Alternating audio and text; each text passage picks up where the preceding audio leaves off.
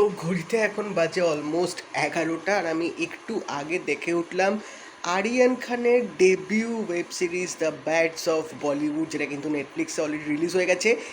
আর শর্টে বলছি কারণ ফুল আমার রিভিউটা আসবে কালকে, বাট ইনিশিয়াল যে রিয়াকশান, যে আমার একটা রিয়াকশান হলো এই পুরো সিরিজটা দেখে, আমার ভাই পুরো রীতিমতো মাইন্ড ফাক অবস্থা হয়ে গেছে। কারণ যেভাবে সিরিজটা গেছে এবং লাস্টে যা জিনিসটা দেখলাম, ওটা দেখার পর না আমি রীতিমতো সিরিজটার ঘোরের মধ্যে আছি। মানে কি দেখলাম, কি হলো, ছেলেটা কি করেছে, কি না কি করেছে সিরিজটার মধ্যে, বলার মতো না, জাস্ট বলার মতো না। আমি লিটারেলি পুরো প্রত্যেকটা জায়গায় একদম থ মেরে গেছি, অবাক হয়ে গেছি। এবং সিরিয়াসলি তোমরা যারা যারা ক্লাইম্যাক্সটা দেখেছো তারা ভালো করে বুঝবে কি লেভেলের মাইন্ড ফাকিং ব্যাপার ছিল ওই মোমেন্টটা।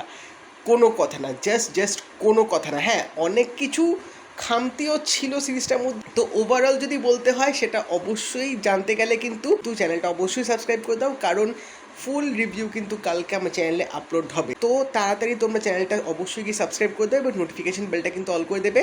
কালকে কিন্তু ব্যাডস অফ বলিউডের ফুল রিভিউ আমার চ্যানেলে রীতিমতো আসতে চলেছে।